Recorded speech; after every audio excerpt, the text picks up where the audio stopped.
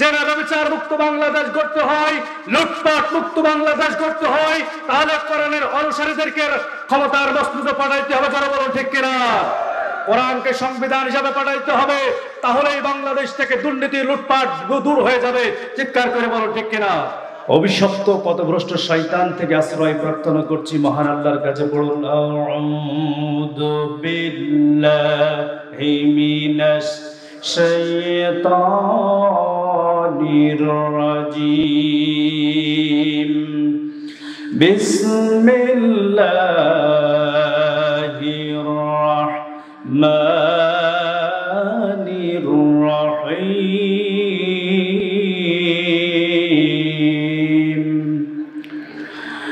وَإِذْ قَالَ مُوسَى لِقَوْمِهِ إِنَّ اللَّهَ يَأْمُرُكُمْ أَن تَذْبَحُوا بَقَرَةً قَالُوا أَتَتَّخِذُنَا هُزُوًا قَالَ أعوذ بالله أن أكون من الجاهلين.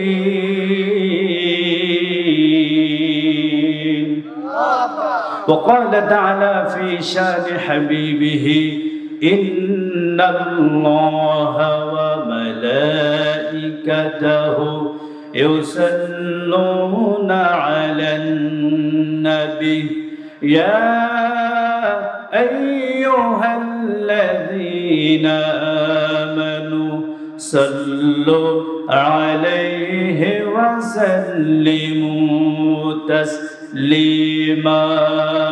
اللهم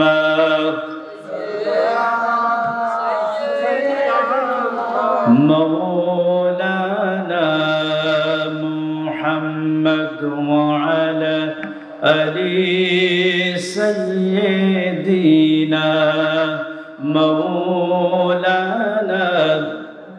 নবীর প্রতি ভালোবাসা আছে না নাই? কম না বেশি? সকলে দরদ ভরা কণ্ঠে আল্লাহর দেওয়া শক্তি, আল্লাহর দেওয়া জবানকে উচ্চ স্বরে আওয়াজ করে বলুন আল্লাহুম্মা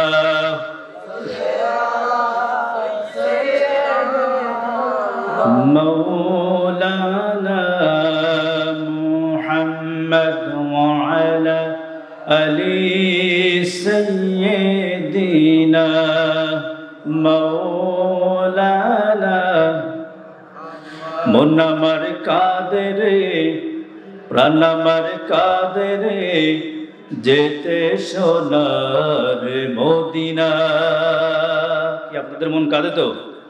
মন আমার কাঁদে রে, প্রাণ আমার কাঁদে রে, যেতে সোনার মদিনা।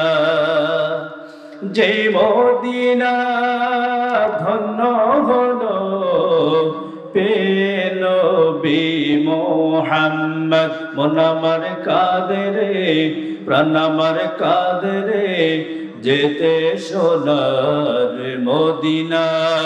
আল্লাহুম্মা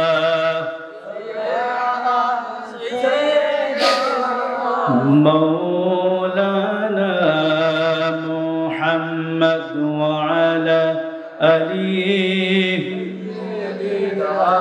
حبيبنا। ডায়েরিটা খুলে দেখি আমি আমার, পাতায় পাতায় আঁকা পাপেরি পাহাড়। সম্মানিত ভাইরা, আমরা যদি আমাদের দৈনন্দিন দায় দেখি, আমরা যারা আমাদের দৈনন্দিন কাজের হিসাব করি, আমরা যদি আমাদের সেই দৈনন্দিন হিসাবের খাতা আমাদের চোখের সামনে আমরা মেলে ধরি, তাহলে আমাদের পাপের সমাহার সব আমাদের চোখের সামনে ভেসে উঠবে। বলেন ঠিক কিনা? আর জোরে বলেন ঠিক কিনা?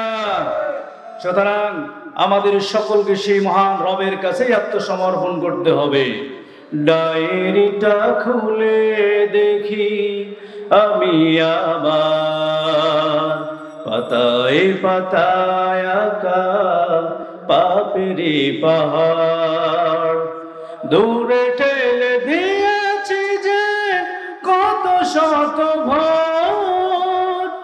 ডায়েরিটা খুলে দেখি আমি আমার পাতায় পাতায় আঁকা পাপেরি পাহাড়। আলহামদুলিল্লাহ, আলহামদুলিল্লাহ ওয়াহদা ওয়াসসালাতু ওয়াসসালামু আলা মান লা নাবিয়্যা বা'দা, আম্মা বা'দ।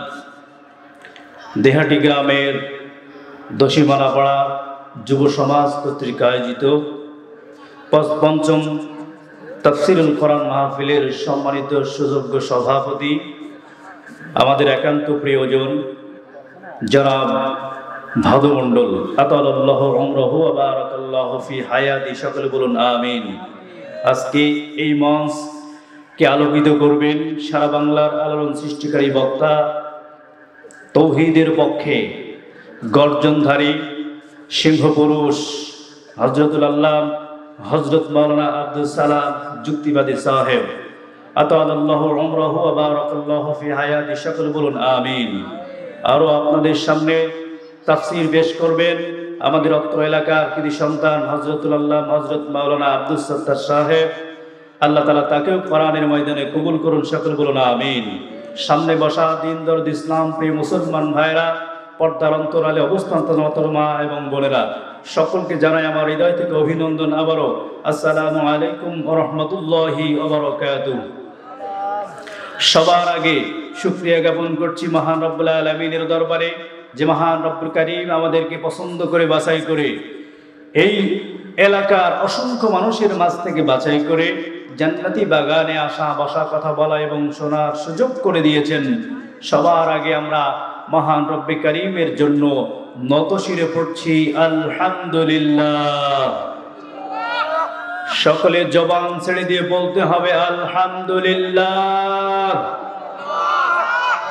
লক্ষ কোটি দুরূদ এবং সালাম বর্ষিত হোক সর্বকালের সর্বযুগের সর্বশ্রেষ্ঠ নেতার উপরে, যে নেতা আমাদের জন্য কোরআন এনে আমাদেরকে ধন্য করেছেন, যে নেতা দান মোবারক শহীদ করেছেন, যে নেতার অসংখ্য সাহাবায়ে কেরাম জীবন দিয়েছেন, সে বিশ্বনবী বিশ্ব নেতার উপরে আমরা সকলে পড়ছি সাল্লাল্লাহু আলাইহি ওয়াসাল্লাম। সাথে সাথে পৃথিবী শুরু থেকে আজ পর্যন্ত যারা এই দিনের জন্য, ইসলামের জন্য, কোরআনের জন্য, কোরআনের হুকুমতকে বাস্তবায়নের জন্য, আল্লাহ নবীজির আদর্শকে বাস্তবায়নের জন্য জীবনের সর্বাপেক্ষা আপন প্রাণ তারা বিসর্জন দিয়েছেন, শহীদ হয়েছেন, আমরা আল্লাহ তাআলার কাছে প্রার্থনা করছি, ওগো কাবার মালিক, আপনি তাদেরকে জান্নাতের সর্বোচ্চ মাকাম দান করুন, সকলে বলুন আমিন। আরো জোরে বলুন আমিন। 2024 সালে বৈষম্য বিরোধী ছাত্র আন্দোলনে যে সমস্ত ছাত্র ছাত্রী এবং আপামর জনতা যারাই বিদায় নিয়েছেন, আমরা মহান রবের কাছে তাদের জন্য দোয়া করছি, আল্লাহ তাআলা তাদেরকেও জান্নাত নসিব করুন, সকলে বলুন আমিন। আর জোরে বলুন আমিন। সম্মানিত উপস্থিতি, আমরা কোরআনের মাহফিলে আসতে পেরে খুশি না বেজার? আর জোরে বলেন খুশি না বেজার? এখানে এসে খুশি থাকতে পারে না বা এখানে আসতে পারে না তারাই যারা শয়তানের চালাচামুন্ডা, তারা জোরে বলুন ঠিক কিনা? সুতরাং মুসলমান হবে যারা, ইমানদার হবে যারা, আল কোরআনের পক্ষের শক্তি যারা, আল্লাহ নবীজির আদর্শের শক্তি যারা, তারা কখনো কোরআনের শব্দ শুনে বাড়িতে বসে থাকতে না, চিৎকার করে বলেন ঠিক কিনা? আমার ভাইরা, আল্লাহ রাব্বুল আলামিন মহান মনিব আমাদেরকে পছন্দ করে বাছাই করে সর্বশ্রেষ্ঠ জাতি হিসাবে উপাধি দেওয়ার পর এই দুনিয়াতে আল্লাহ তাআলা আমাদেরকে পাঠিয়ে দিলেন, আর তিনি বান্দাদেরকে ঘোষণা দিলেন, মা খালাকতুল জিন্না ওয়াল ইনসা ইল্লা লিয়াবুদুন। আল্লাহু আকবার।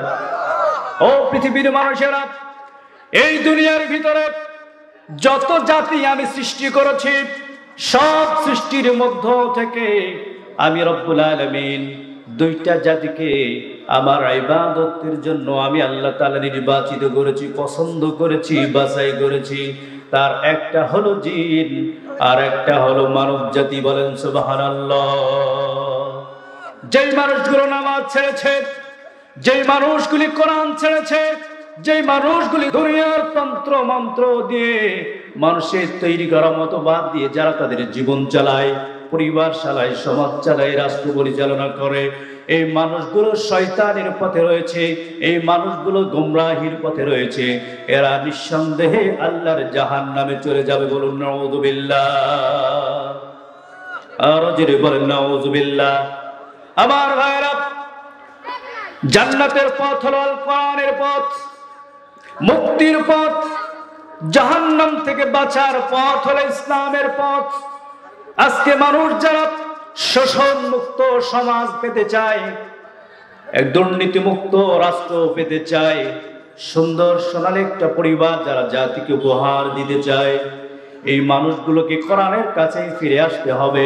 আল কোরআনের পতাকা তলে, আল্লাহ নবীজির আদর্শের ছায়া তলে তাদেরকে আশ্রয় নিতে হবে। তা যদি আমরা পারি, তাহলে আমাদের পরিবার সুন্দর হবে, আমাদের সমাজ সুন্দর হবে, জাতি সুন্দর হবে, আর রাষ্ট্র সুন্দর হয়ে যাবে। বলুন সুবহানাল্লাহ। এ কথা বললেন কোথায়? আল কোরআনে। জোরে বলেন কোথায়? মুক্তির পথ হলো কোরআনের পথ, যেই কোরআনের মধ্যে কোনো সংশয় নাই, যে কোরআনের মধ্যে কোনো সন্দেহ নাই। আল্লাহ তাআলা বলছেন বান্দারে, যালিকাল কিতাবু লা রাইবা ফীহি হুদাল লিল মুত্তাকিন। আল্লাহু আকবার। এই কোরআন এমন একটি গ্রন্থ, এমন একটি কিতাব, যেই কিতাবের মধ্যে কোনো সন্দেহ নাই, যেই কোরআনের মধ্যে কোনো সংশয় নাই।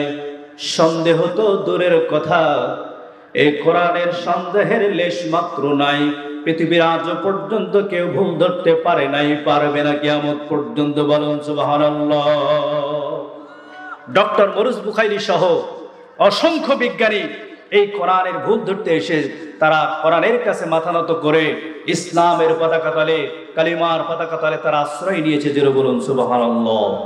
সম্মানিত প্রিয় হাজিরিন, এর জন্য আমরা এই জাতিকে যদি সুন্দর সোনালী একটা সমাজ উপহার দিতে চাই, এই বাংলাদেশটাকে শোষণ মুক্ত বাংলাদেশ আমরা বানাতে চাই, দুর্নীতি মুক্ত বাংলাদেশ গড়তে চাই, এই বাংলাদেশটাকে যদি সুখী সমৃদ্ধশীল একটা সোনার বাংলাদেশ আমরা জাতিকে উপহার দিতে চাই, তাহলে আমাদের সকলকে আল কোরআনের পতাকা তলে ঐক্যবদ্ধ হতে হবে। যারা বলুন ঠিক কিনা? আল্লাহ তাআলা সেই ঘোষণাই দিয়েছেন।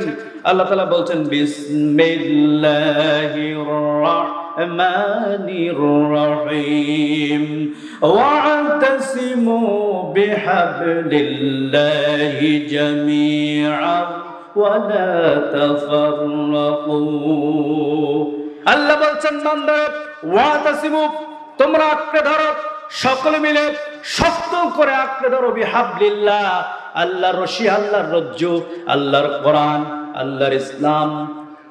এই ইসলাম এবং কোরআনকে যারা শক্তভাবে আঁকড়ে ধরে, মুসলমানদের যে আদর্শ, মুসলমানদের যে নীতি আল্লাহ তাআলা দিয়েছেন, যে ঘোষণা দিয়েছেন, বান্দারে আমার ইসলাম নামক জীবন ব্যবস্থাকে তোমরা শক্তভাবে আঁকড়ে ধরো। আমার কোরআন যে সংবিধান আমি আল্লাহ তোমাদেরকে দিয়েছি, এই সংবিধানকে তোমরা শক্তভাবে ঐক্যবদ্ধভাবে আঁকড়ে ধরো।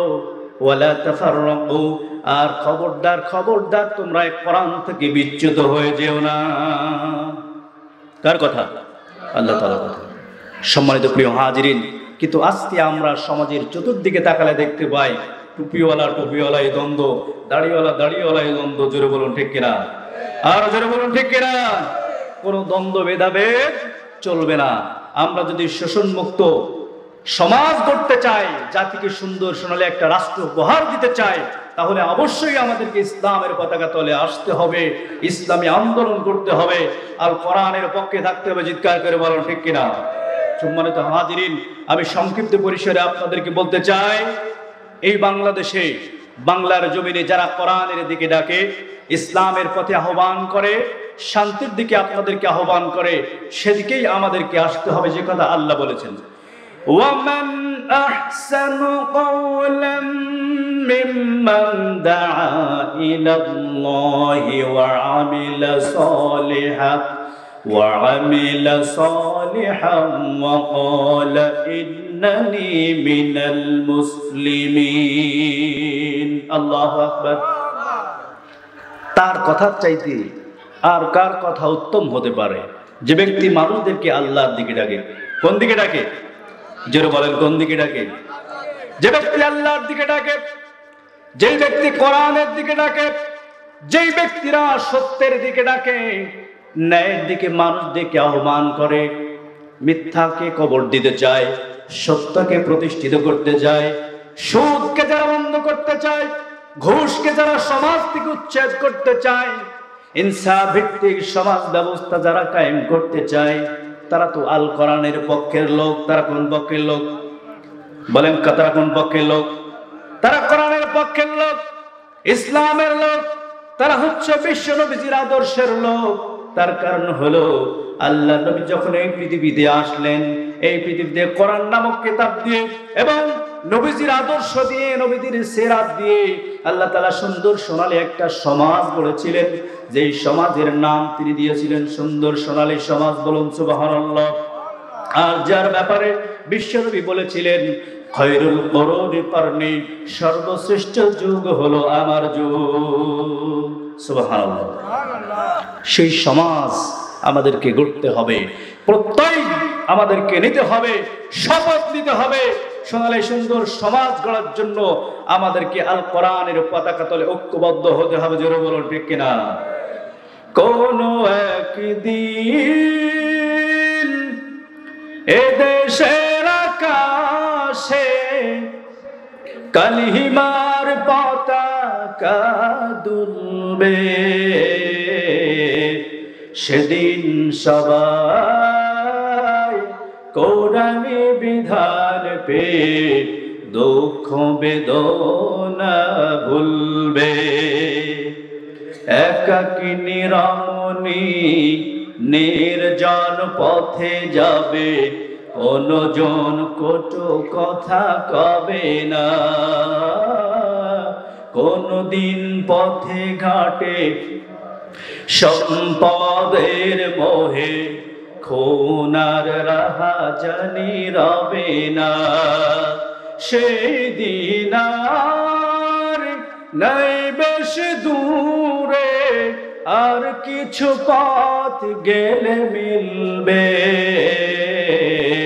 সেদিন সবাই কোরআনি বিধান পেয়ে দুঃখ বেদনা ভুলবে। আল্লাহুম্মা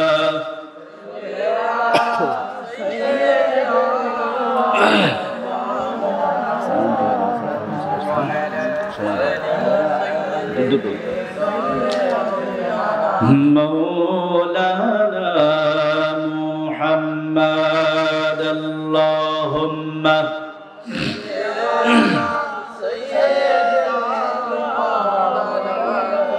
محمد وعلى آل سيدنا مولانا محمد। সম্মানিত উপস্থিতি, তাহলে আমরা যদি নারীদের সম্মান তাদের কাছে ফিরিয়ে দিতে চাই, অধিকার হারা, অধিকার বঞ্চিত মানুষদেরকে যদি আমরা অধিকার ফিরিয়ে দিতে চাই, আমরা মানুষদের ভোটের অধিকার যদি ফিরিয়ে দিতে চাই, আমরা যদি মানুষের খাবারের অধিকার ফিরিয়ে দিতে চাই, আমরা যদি মানুষের শান্তি শৃঙ্খলা ফিরিয়ে দিতে চাই, তাহলে আল কোরআনের বিকল্প কোনো কিছু নাই। যারা বলুন, ঠিক কিনা? শুধুমাত্র কেবলমাত্র একমাত্র কোরআনে পারি মানুষদেরকে শান্তি ফিরিয়ে দিতে, মানুষদেরকে অধিকার ফিরিয়ে দিতে, নারীদের সতীত্বের গ্যারান্টি দিতে। চিৎকার করে বলুন, ঠিক কিনা? সুতরাং আসুন আমরা সেই কোরআনের পতাকা তলে একতাবদ্ধ হব। আল্লাহর জমিনে আল্লাহর দ্বীন কায়েম হবে, আল্লাহর দ্বীন প্রতিষ্ঠিত হবে। যেখানে কোরআন দিয়ে রাষ্ট্র চলবে, আলেম ওলামারা রাষ্ট্র প্রতিষ্ঠা করবে, রাষ্ট্র চালাবে, তাহলে সেখানে কোনো দুর্নীতি থাকবে না, কোনো দুরাচার থাকবে না, কোনো মিথ্যা থাকবে না, সুদ থাকবে না, ঘুষ থাকবে না, জেনা থাকবে না, ব্যভিচার থাকবে না। চিৎকার করে বলেন, ঠিক কিনা? সেই সমাজ কি আমরা দেখতে চাই? জেনে বলেন, সেই সমাজ কি আপনারা দেখতে চান? কারা কারা দেখতে চান? দুটি হাত উঁচু করে আল্লাহকে দেখান। নারায়ে তাকবীর, নারায়ে তাকবীর। আল কোরআনের আলো সংসদে জালো, আল্লাহর লোকের শাসন চাই, দুর্নীতিমুক্ত সমাজ চাই, ইসলামের রাষ্ট্র পেতে চাই, দুর্নীতিমুক্ত সমাজ চাই। নারায়ে তাকবীর। আল্লাহ তাআলা সকলকে কবুল করুন, সকল বলুন আমিন। আর জোরে বলুন আমিন। সম্মানিত উপস্থিতি, আমি আমার মূল আলোচনায় ফিরে যেতে যাচ্ছি। আমাদের কাঙ্ক্ষিত মেহমান এখনই চলে আসবে। সংক্ষিপ্ত পরিসরেই আমি কথা বলবো ইনশাআল্লাহ। সম্মানিত উপস্থিতি, আমি আপনাদের সম্মুখে তেলাওয়াত করেছি সূরাতুল বাকারা থেকে। কোন সূরা? সূরাতুল বাকারার 68-67 নম্বর আয়াত। সূরাতুল বাকারা এই সূরাটা সকলেরই পরিচিত একটি সূরা, ঠিক কিনা? কোরআনুল কারীমের কয় নম্বর সূরা? সকলে বলতে হবে, কোরআনুল কারীমের কয় নম্বর সূরা? 2 নম্বর সূরা। এই সূরার প্রথম দিকের 10 থেকে 15টি আয়াত অনেকেরই মুখস্থ আছে, বলুন ঠিক কিনা? সম্মানিত প্রিয় উপস্থিতি, এই সূরাতুল বাকারার গুরুত্ব, তাৎপর্য, ফজিলত অনেক অনেক বেশি। যদিও এই সূরাটির নাম আল্লাহ তাআলা একটি প্রাণীর নামে দিয়েছেন, বাকারাতুন, এর অর্থ হলো গাভী। এর অর্থ কি? গাভী মার্কা সূরা। কিন্তু এর গুরুত্ব, যদিও একটি প্রাণীর নামে আল্লাহ তাআলা দিয়েছেন, কিন্তু এই সূরার গুরুত্ব, তাৎপর্য, মহত্ব আল্লাহর কাছে অনেক অনেক বেশি। বলুন সুবহানাল্লাহ। সম্মানিত প্রিয় হাজিরিন, এই সূরাতে আয়াত আছে 286টি। কতটি? 286টি।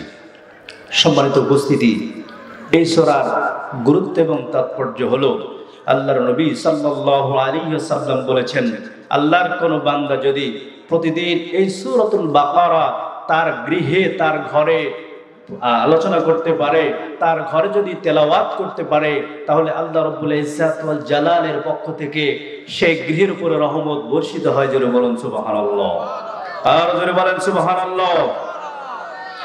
যেই বান্দার ঘরে, যে ব্যক্তির ঘরে প্রতিদিন সূরাতুল বাকারা থেকে তেলাওয়াত করা হয়, আল্লাহর নবী বলেছেন সেই ঘরে আকাশ থেকে আল্লাহর পক্ষ থেকে রহমত নাজিল হয়। বলুন সুবহানাল্লাহ। আল্লাহ নবীজির একজন সাহাবী সূরাতুল বাকারা তার ঘরে তেলাওয়াত করতেছিলেন। আমার ভাইরা, আল্লাহ নবীজির সাহাবী যখন এই সূরাতুল বাকারা থেকে তেলাওয়াত করা শুরু করে দেন, তার বাইরে বাঁধা একটি ঘোড়া একাধারে লাফাইতে থাকে।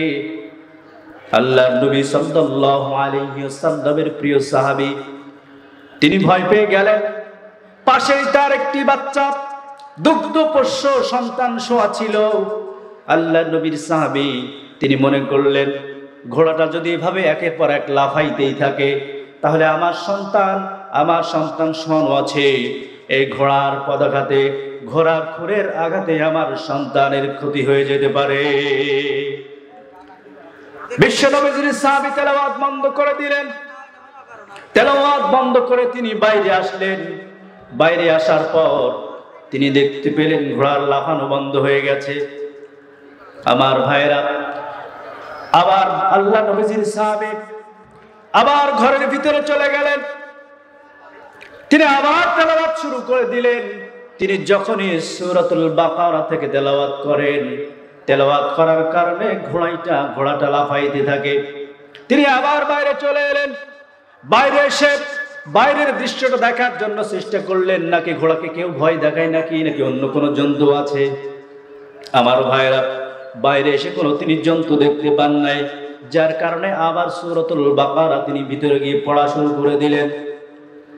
তৃতীয়বার আবার যখন তিনি তেলাওয়াত করা শুরু করে দিয়েছেন, আবার তেলাওয়াত করার সাথে সাথে ঘোড়াটা লাফাইতে আরম্ভ করে দিয়েছে। এবার তিনি তেলাওয়াত বন্ধ করে দিলেন। পরের দিন সকালবেলায় বিশ্বনবীর কাছে হাজির হয়ে গেলেন আর বললেন, ইয়া রাসূলুল্লাহ, ইয়া হাবিবাল্লাহ, গত রাত্রে আমার সাথে এই ঘটনা হয়েছে। আমি যখন আমার ঘরের ভিতরে সূরাতুল বাকারা তেলাওয়াত করতেছিলাম, তেলাওয়াত করার কারণে আমার ঘোড়াটা বাইরে লাফাইতেছিল।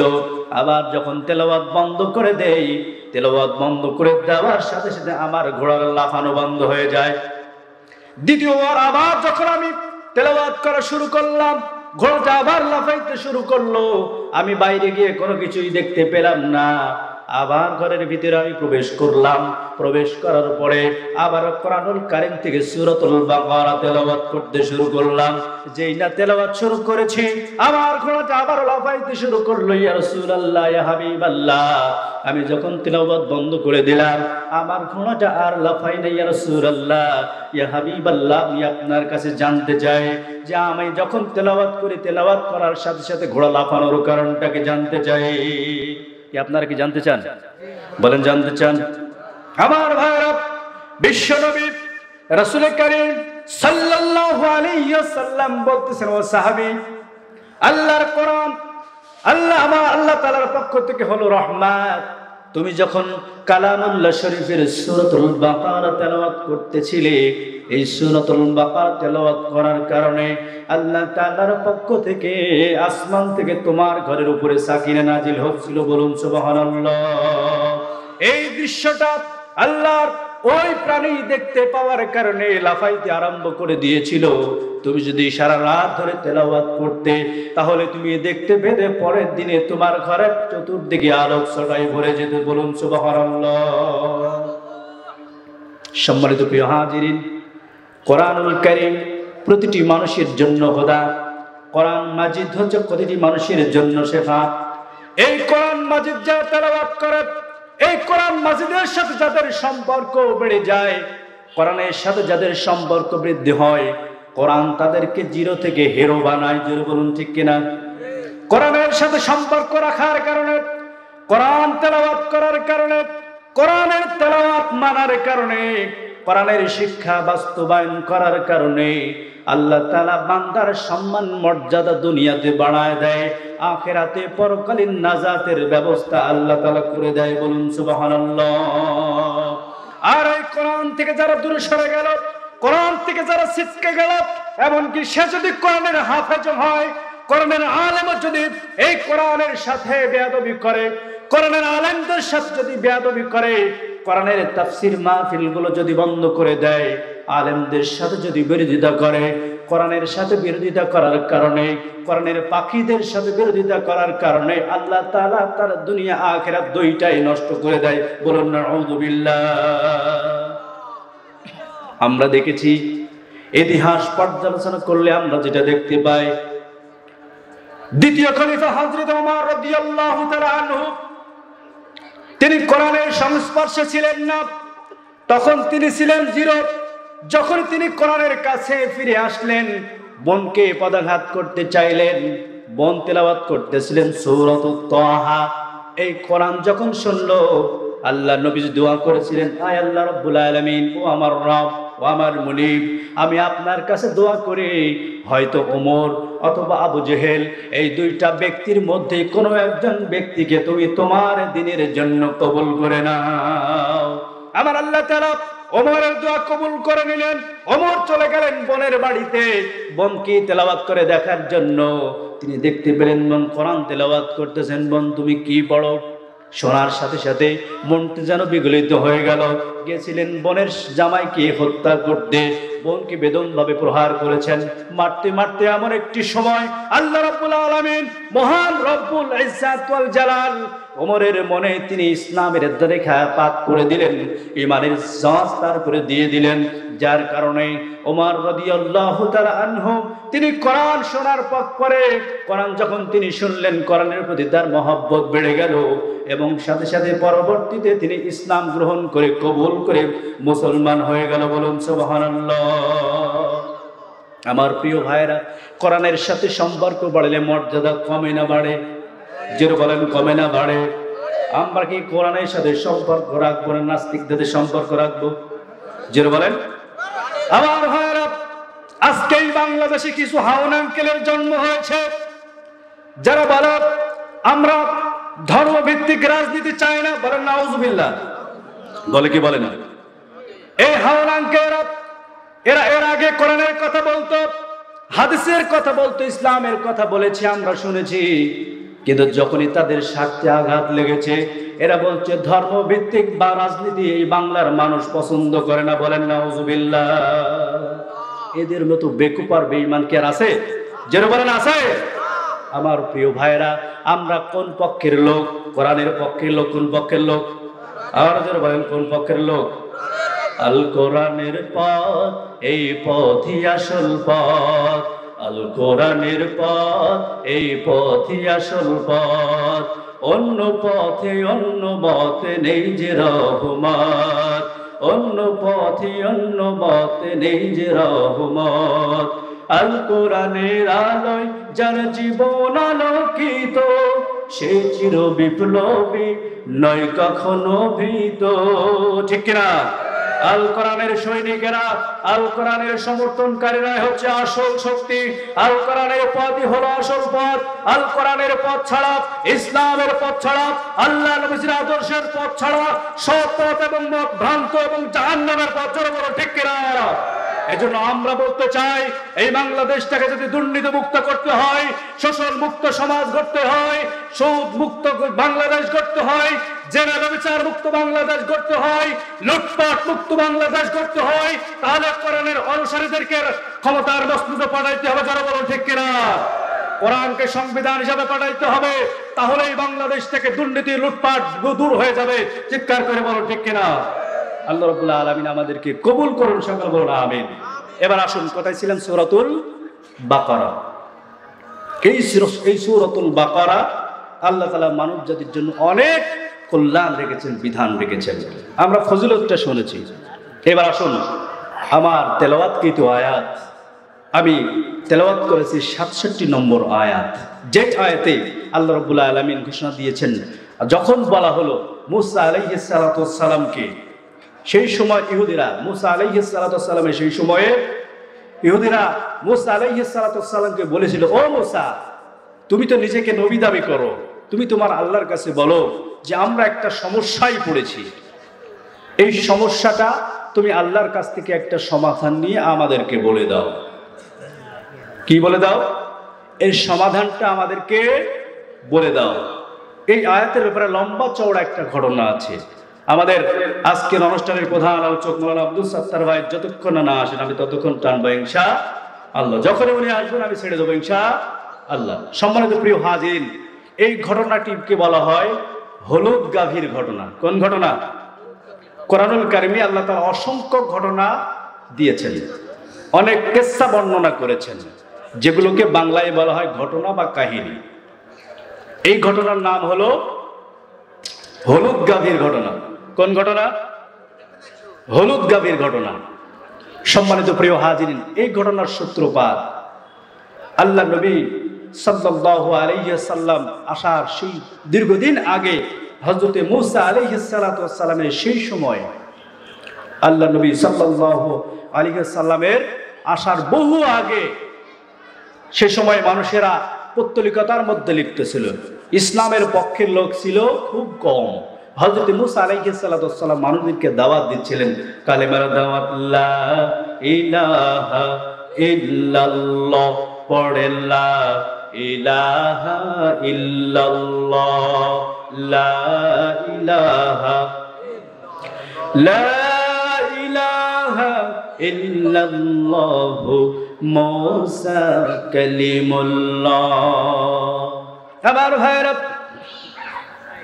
সেই সময় একজন ব্যক্তি ছিলেন যিনি খুব ধনাঢ্য ব্যক্তি, অনেক ধন সম্পত্তি ছিল তার।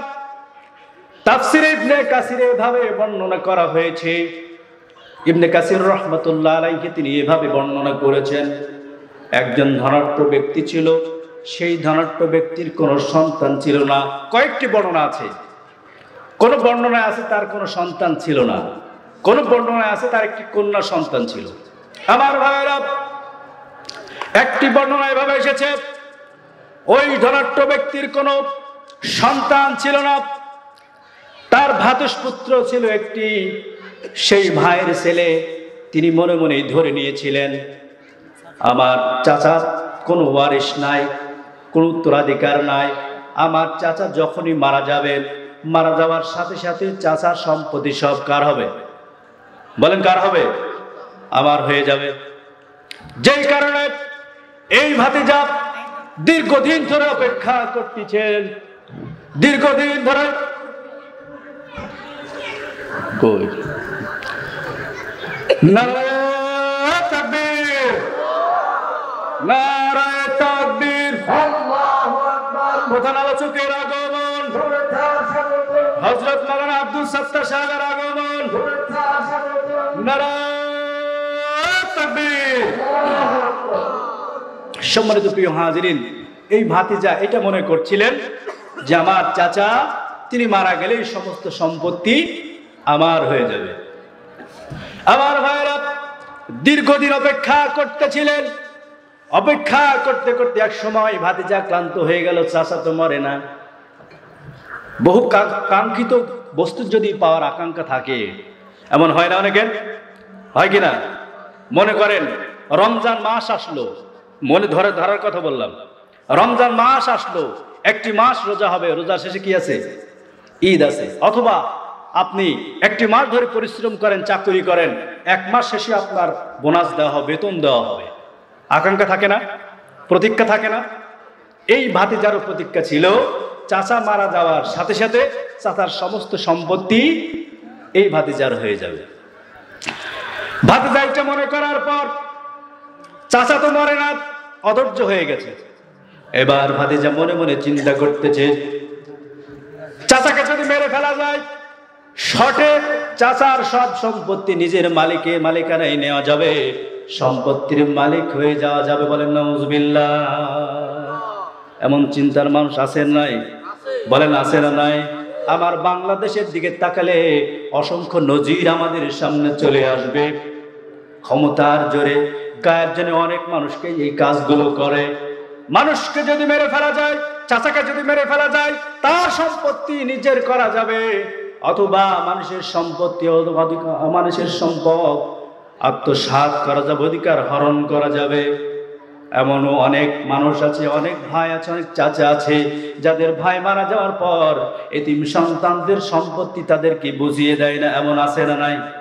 যেটা বলেন আছে না নাই?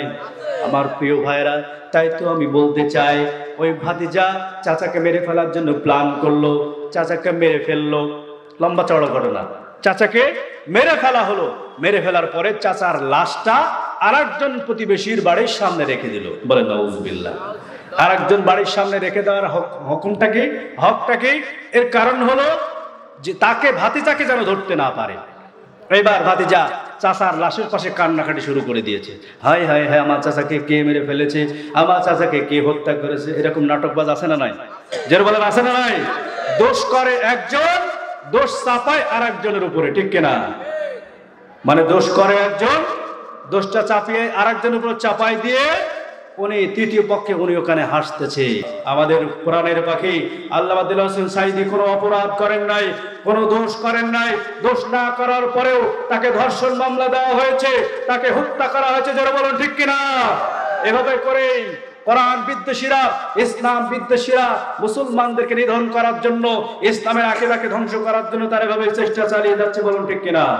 সুতরাং আসুন, আমি আর সামনে না বেড়ে, আল্লাহ তাআলা যদি সুযোগ দেয়, হলুদ গাভীর আলোচনা আমরা আবারও করবো ইনশাআল্লাহ। আল্লাহ তাআলার কাছে দোয়া করুন, আমি আপনাদের জন্য দোয়া করি। আল্লাহ রাব্বুল আলামিন আমাদের সকলকে যেন মৃত্যু পর্যন্ত ইসলামের উপর অটল রাখেন। বলুন আমিন। আল কোরআনের পক্ষে রাখেন। সকলে বলুন আল্লাহুম্মা আমিন। আমি আপনাদের জন্য দোয়া করি, আপনাদের কাছে দোয়া চেয়ে আমার আলোচনা এখানেই সমাপ্ত করলাম। ওয়া মা তাওফিক ইল্লা বিল্লাহ। আসসালামু আলাইকুম ওয়া রাহমাতুল্লাহ।